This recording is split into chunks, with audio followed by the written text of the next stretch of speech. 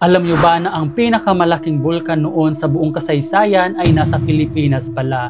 Nagtatago lang ito sa ilalim ng dagat. Ito ang pinakamalaking kaldera sa buong mundo. Ang ibig sabihin ng kaldera, ito ay uka o crater na nilikha ng pagsabog ng bulkan. Tinawag itong Apo-Laki na ibig sabihin ay higanting Panginoon o Pinono. Hango ito sa Filipino mythical na God of the Sun and War. Ayon naman sa mga eksperto, sumabog ang bulkan million years ago pa at na-discover lang ito noong 2019. At ang nakadiscover naman sa Apo-Laki Caldera ay si Jenny Ann Barreto, isang geologist na Pilipino. At matatagpuan naman ito sa Benham or Philippine Rise, may sukat ito na 150 kilometers. Dahil sa sobrang laki nito, kasya sa loob ang mahigit 7 Taal Lake. Mas malaki pa ang kaldera na ito kumpara sa Yellowstone Caldera ng Amerika.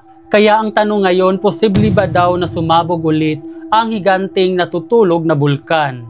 Ayon naman sa PBOX, kung nasa around 140 million years ang kanyang activity nito at matagal nang hindi sumasabog, ay walang dapat ipag-alala ang mga tao. Kaya huwag kayong maniniwala sa mga nagsasabing sasabog ulit ang Apo-Laki. Magtiwala lang tayo sa Diyos dahil hindi niya tayo pababayaan.